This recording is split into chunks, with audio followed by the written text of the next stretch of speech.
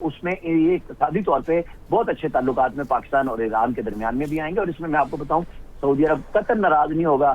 سعودی عرب خود چاہتا ہے کہ پاکستان اور ایران کے تعلقات اچھے ہوں تاکہ پاکستان کے ساتھ بیٹھتے ہوئے سعودی عرب اور باقی دیگر گلف ممالک بھی سمجھیں کہ ایران کی طرف سے انہیں خطرہ نہیں ہوگا. جو پراکسیز کی بات تھی تاکہ اس کو بھی ڈائلیوٹ کیا جا سکے. صحیح. عطر کاظمی صاحب، آپ کیا کہتے ہیں؟ جس طرح سے عامر صاحب نے کہا کہ اعتماد ایک دن میں یہ حاصل نہیں ہوا، اس میں بڑی محنت ہے، یقینی طور پر بہت محنت ہے. ماضی میں ہم نے دیکھا کہ سفارتی کوششیں اس قدر زیادہ نہیں تھی جو اب ہیں. اگر یہ اعتماد دونوں ممالک کا اسی طرح برقرار رہتا ہے پاکستان پر، جس کی ہم امید بھی کرتے ہیں، تو کیا سمجھتے ہیں کون سے پوائنٹ ایسے ہیں جن میں چیلنجز ہو سکتے ہیں؟ دیکھیں اوبیسلی پاکستان اور ایران کے درمیان جو اعتماد ہے وہ تو واضح ہے. مین چیلنج تو اس وقت وہ ہے کہ جن کا آپس میں اعتماد نہیں ہے. امریکہ اور ایران کو ایک دوسرے پر اعتماد نہیں ہے. جس وقت سوئٹزرلینڈ میں ایک طرف مذاکرات ہو رہے تھے، دوسری طرف ڈونلڈ ٹرمپ کہہ رہے تھے کہ جو لوگ مذاکرات کرنے آئے ہوئے ہیں میں ایسا حملہ کروں گا کہ یہ واپس اپنے ملک نہیں جا سکیں گے، کوئی ملک ہی نہیں ہوگا جہاں پہ یہ واپس جا سکیں. تو جب اس حد تک ایک دوسرے کے خلاف لینگویج استعمال کی جا رہی ہو، اس حد تک بد اعتمادی ہو، پھر اسرائیل والا معاملہ ہے وہ بھی سب کے سامنے ہے، تو یہ ایک بڑا چیلنج ہے کہ کس طرح ان ساری چیزوں کو آپ کور کریں گے. پھر جو ریجن کے دیگر ممالک ہیں ان کے بھی ایران کے حوالے سے تحفظات تھے. ایون کہ شروع میں آپ کو پتا ہے قطر کے اندر بھی جو امریکہ کے اڈے ہیں ان کو بھی ٹارگٹ کیا گیا ایران کی جانب سے. لیکن میرے خیال میں ایک ریئلائزیشن آپ کو نظر آئی پورے خطے کے اندر کہ اس جنگ سے صرف اور صرف ایک فریق کا فائدہ ہو رہا ہے اور وہ ہے اسرائیل. باقی جو بھی اس میں انوالو ہے، ایون امریکہ، اس کا بھی نقصان ہو رہا ہے. اور صرف اسرائیل کی یہ ایک طرح سے خواہش ہوگی کہ یہ جنگ جاری رہے، مسلمان ممالک آپس میں لڑیں، ایک دوسرے کا نقصان کریں. تو میرے خیال میں اب خطے کے دیگر ممالک بھی یہ چاہتے ہیں کہ بات چیت کے ذریعے معاملے کو حل کیا جائے اور ایران کی جانب سے ان کو کوئی خطرہ نہ ہو، ان کی جانب سے ایران کو کوئی خطرہ نہ ہو. اور یہ وہ ساری چیزیں ہیں. اب آگے چل کے جب یہ معاہدہ حتمی ہو جائے گا اس میں بہت ساری ایسی چیزیں ہیں کہ ریجن کی سطح پہ تعلقات کس نوعیت کے ہوں گے، جی سی سی کے تعلقات ایران کے ساتھ کس نوعیت کے ہوں گے. ایران کے اوپر سے اب ہم دیکھ رہے ہیں تجارتی پابندیاں بھی ہٹ رہی ہیں، ملٹی لیڈ قسم کی ان کے اوپر پابندیاں ہیں. یورپی یونین سے لے کے برطانیہ تک ہر مختلف جو یورپی ملک ہے، بڑی اکانومی ہے، انہوں نے ایران کی پابندیاں لگائی ہوئی ہیں.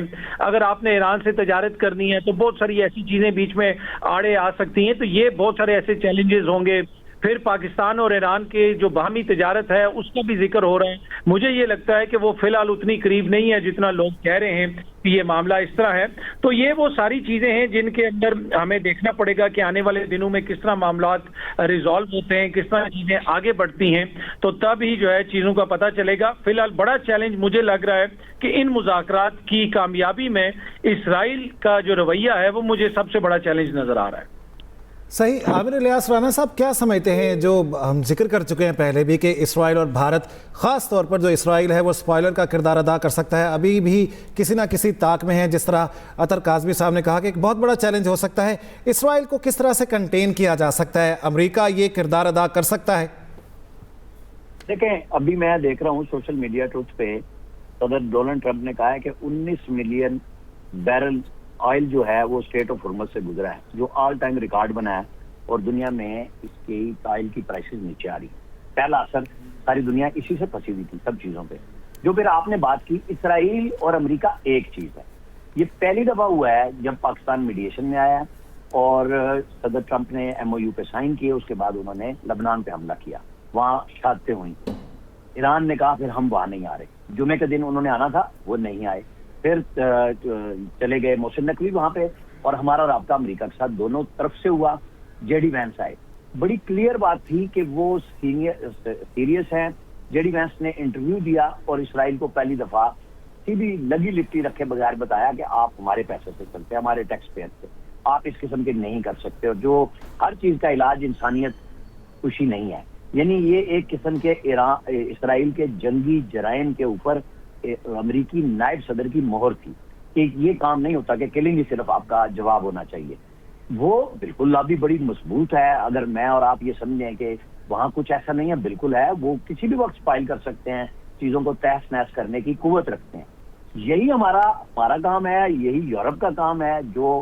جن کا تعلق ہے، جو لوگ اس سے متاثر ہیں، وہ سب اسی لیے تو نیٹو نے ساتھ نہیں دیا. صدر ٹرمپ نے دھمکیاں دی، پیار کیا، کہیں گرین لینڈ پہ قبضے کی بات کی. مطلب آپ دیکھیں نا ڈنمارک جیسے ملک کی وزیر اعظم نے کتنی سختی سے ان سے بات کی. کہ نہیں دیں گے ہم آپ کو اس کا. چھوٹا سا ملک ہے یورپ کا. کیوں کی انہوں نے بات؟ اس لیے کی، سوری ہالینڈ کی، کہ اس لیے کی کہ یہ باتیں بتانے والی تھی کہ دنیا اب اس طرح امریکہ کی ساتھ نہیں بندی تھی کہ جو وہ کہیں گے وہ چلیں گے. صدر ٹرمپ کو اپنے ملک کے اندر ٹھیک ٹھاک قسم کے کرٹیسزم کا سامنا آیا، ان کی مقبولیت لو ہوئی، اسرائیل کے خلاف لوگوں کے جذبات آئے. حالانکہ جب یہ آئے تھے تو یہ کہہ رہے تھے کہ ہم جنگیں میں بند کراؤں گا. پوری مسلم دنیا نے جو امریکہ میں شہری ہے وہاں پہ، انہوں نے ساروں نے دوسری پارٹی کو چھوڑ کے ٹرمپ اور ان کی پارٹی کو ووٹ اس لیے دیا کہ یہ جنگوں کے خلاف ہے. اور آتے ہی انہوں نے سارا غزہ پہ بھی غضب ڈھایا. یونیورسٹیوں میں جو ہزاروں اسٹوڈنٹس باہر آ رہے تھے ان کے اوپر بڑی قدغنیں لگائیں.